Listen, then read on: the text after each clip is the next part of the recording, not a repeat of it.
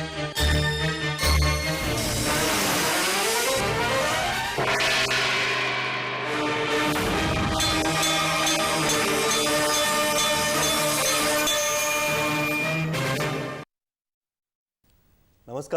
ఘంటారావానికి స్వాగతం. ముందుగా ప్రధానాంశాలు.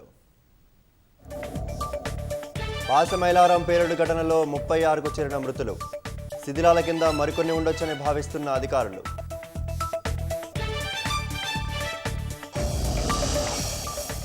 గుర్తించలేని స్థితిలో కార్మికుల మృతదేహాలు.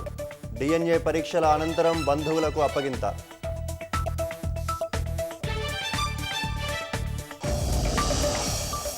కాసేపట్లో ప్రమాద స్థలాన్ని పరిశీలించనున్న ముఖ్యమంత్రి.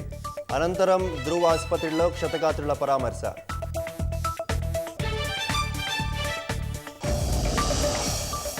కన్నుల పండుగగా బల్కంపేట ఎల్లమ్మ తల్లి కళ్యాణం. పట్టు వస్త్రాలు సమర్పించిన మంత్రి కొండా సురేఖ.